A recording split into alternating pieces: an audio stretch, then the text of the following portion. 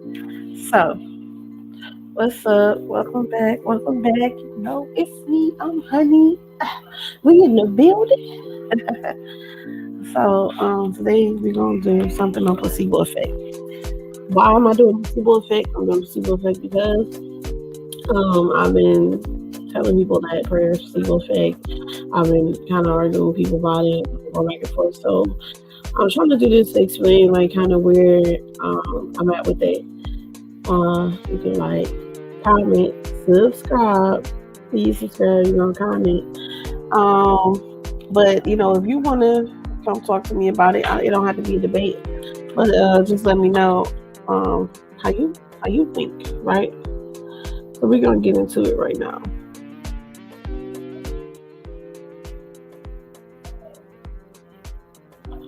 The placebo effect. So, what is this? Like, what is a placebo effect, right? A placebo effect is a phenomenon where people report real improvement after taking a fake or non-existent treatment called a placebo. Because a placebo can't actually cure any condition. Any beneficial effects reported are due to a person's belief or expectation that their condition is being treated. So how is it used? Placebo is used in clinical trials, usually to test the effectiveness of a new drug or any side effects that someone may have when taking the drug. Usually, a patient doesn't know if they have been given the placebo or the actual drug. And then by comparing the results of both groups, they can determine the effectiveness of the actual drug. So if they both have the same reaction, the drug is determined to be ineffective. And rightfully so, it would be just as effective as you taking nothing, like the placebo group. So in one study, people were given a placebo and told it was a stimulant. After taking the pill, their pulse rate went up, their blood pressure increased, and their reaction speeds improved. And then when people were given the same pill and told it was help for them to go to sleep, they experienced the opposite effects. Right? So, if enough people are experiencing these things just for the placebo, like the same amount as with your drug, then they could have did that doing nothing. Because a placebo pill is something like a sugar pill, maybe. So it's made, it will look like it. It will look just like the other medicine. You really cannot tell the difference unless you're a chemist and you want to go break that stuff down. It's going to look exactly the same. And so therefore, when you are taking this, you should think that this is that drug. And your body may react to it just because, like I said in the first slide, you know what I'm saying? You have this belief and expectation already of what the fuck this drug's supposed to do. Right? So now we're like, how does it work? So how placebos work is still not quite understood. This is from Harvard Mental Health, the power of the placebo effect. Right? So it involves a complex neurobiological reaction that includes everything from increases in feel-good neurotransmitters like endorphins and dopamine to greater activity in certain brain regions linked to mood, emotional reaction, and self-awareness. All of that has a therapeutic benefit. So the placebo effect is a way for your brain to tell your body what it needs to feel better. But placebos are not all about releasing brain power, right? You also need the ritual of treatment. So when you're looking at these studies that compare drugs to placebos, they also have that environmental and ritual factor at work. You have to go to the clinic, you have to see medical professionals in white coats, they give you pills, you go through procedures. And all of this has a profound impact on how the body perceives symptoms because you feel like you're getting attention, you feel like you're getting care. So you're going through something that you do when you do get care. You go to the doctor, you take medicine, you go through a procedure, you do all of this stuff when you're actually getting care.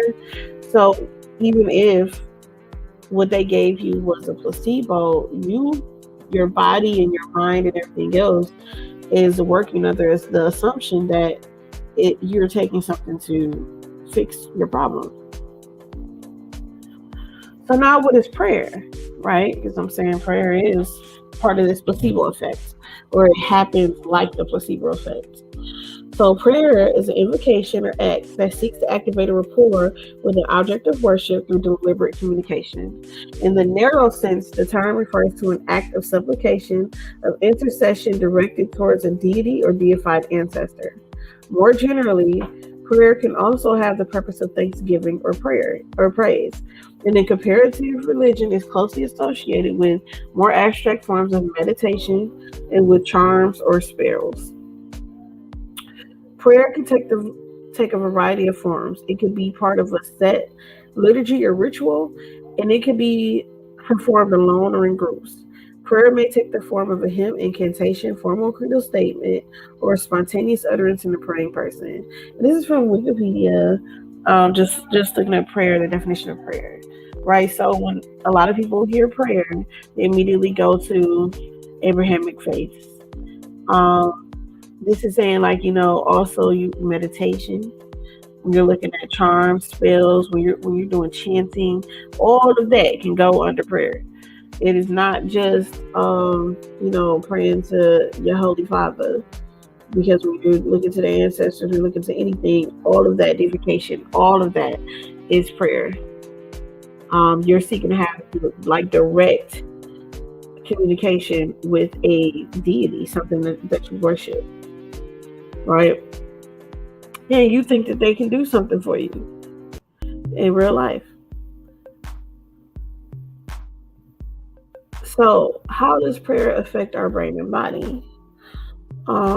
There's a doctor called Dr. Andrew Newberg, and he's a neuroscientist who studies how the brain is affected by prayer. He studies a lot of different religious things. He wants to understand like this spiritual thing that people go through constantly, right?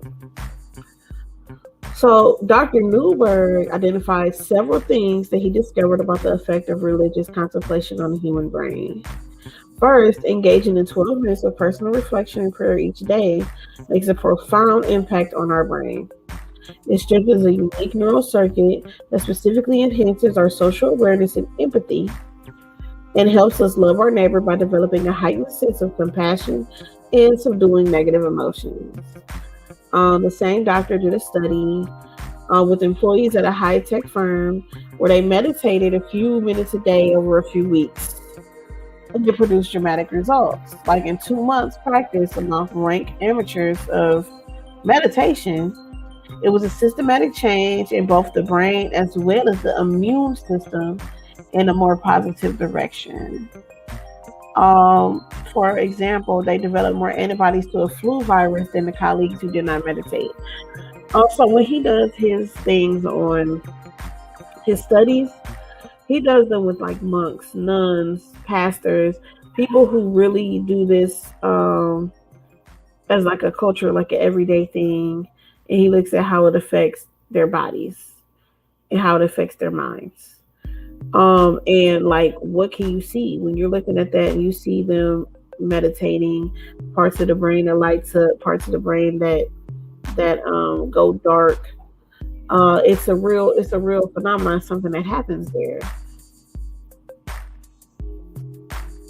So how does prayer fit this definition? Well, when people pray, they are addressing a higher power entity to try to intervene in their lives or the lives of others.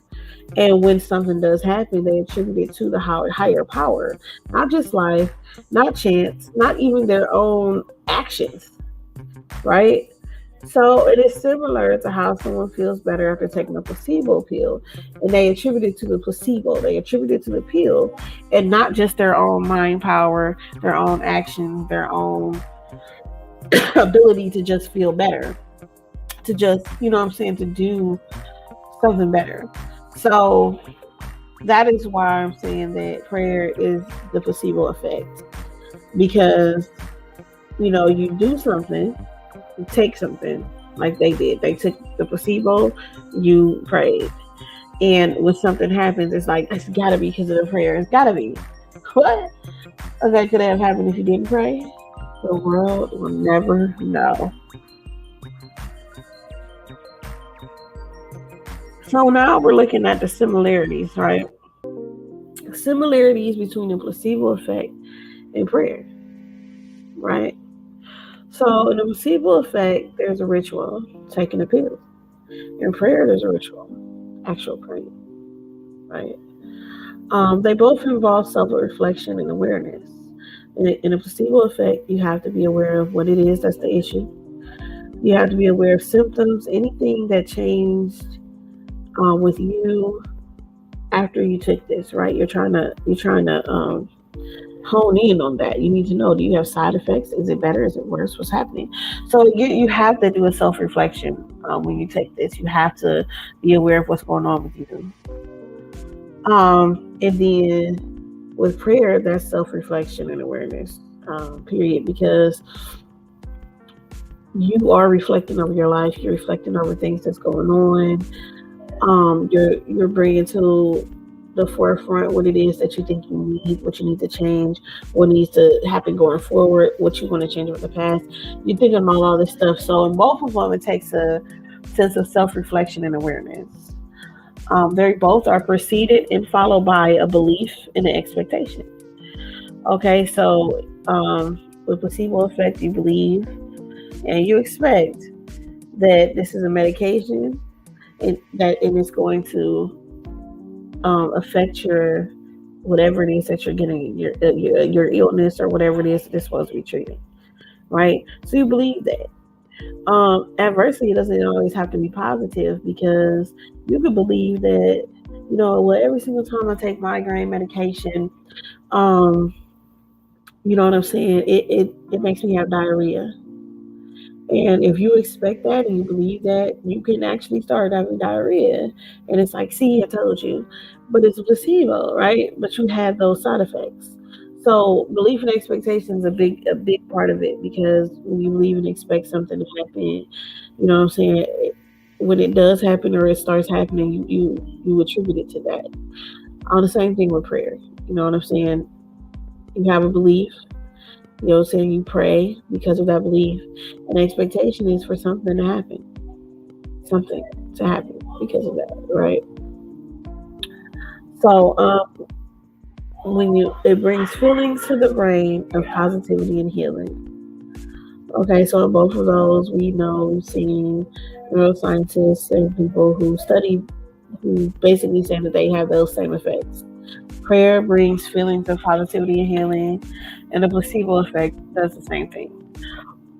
It's a feeling, though. It's feelings of positivity and healing. It's feelings all internal, because you have taken this action, you've taken this step, and you believe that something's going to happen, and so you start to feel good. You start to feel like, something may change, something may work in your favor on both of those occasions. So they had it in common. They both cannot cure, but they can help with symptoms. So although the placebo cannot cure your migraines and what it is that's causing your migraines, it can help you with the pain of your migraines and the symptoms of your migraines, because you're expecting it for that to happen, and you start to feel better. And that is an actual fact with migraines. Placebos have helped. Same thing with prayer. When you pray, it cannot actually do anything about your situation or anything that you're praying for, right? But it can help you to feel better about it. It can help you to want to get up and move and everything, because you feel like your steps are ordered. You feel like something is going to intervene when you start to move. So you start to move, right? You will never know if had you not prayed, it would happen.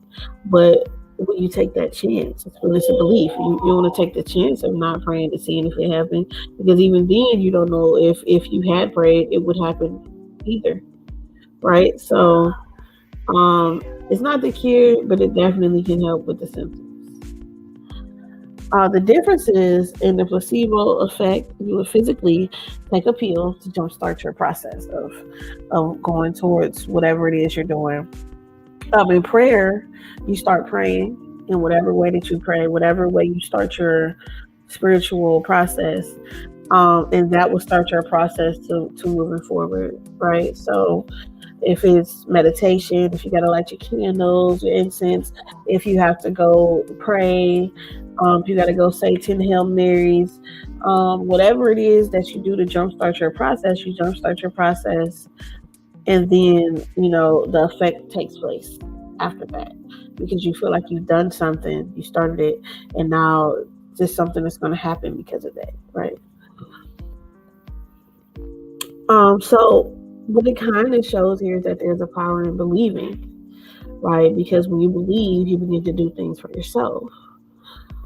So when people are praying and meditating and taking time to reflect and understand what they think they need or want and what they are happy for, that's a wonderful thing. However, what they don't realize is that the power is within them and has been the entire time. So same as with placebo effect, which can help with migraines and other minor illnesses, with the thought that you took something to make you better being the sole thing that makes you better. It may be a human thing that we need to think something else is making us better, helping us, or working in our favor. It can be a way to keep us humble, but also it could be a way to not take accountability for some of the things in our life. One door may have closed because you slammed it. Another one may have opened because it was left that way. But either way it goes, it's up to you, like literally up to you. So like, with the placebo effect, that's that. It's a real phenomenon. It happens. So whether it's medication or whether it's prayer, you know what I'm saying, we have it within us to be better. This is why self-help tapes and all of these motivational speakers and pastors and things like that are a big thing with us, because it's a feel-good thing. It helps you to reflect. It helps you to feel like you can do it, you can make it, and you can whatever. And it may be that people do need to feel like somebody has their back, that somebody or something out there believes in them besides themselves. And that's fine too, but it is a placebo effect, because it's no way to really say that it is because of this prayer. That is all belief, right? But for people who prayed and then stopped praying in their life, I don't see the difference, because then they would have went back to praying, right? But if that is what makes people feel good, okay. But I just really want for people to realize that it's always within you to make yourself feel better, because that's what's happening anyway. You know what I'm saying? So, like, comment, subscribe. And if you have anything, like if you want to come up here and have a conversation with me about it and try to give me some understanding on it, I'm more than happy to have a conversation with y'all. Anybody that's in my audience. We in the building. Like train We in the chat. It's the bar. The bar? Yep, and I reloaded my class. And all new people, it be ready. What the business We got is? sultry and sassy, scientific and pseudo, religious and ambitious. Come give us your opinions. At the bar, really loaded. What the business is? We in the building? At the bar, really loaded. What the business is? We in the building?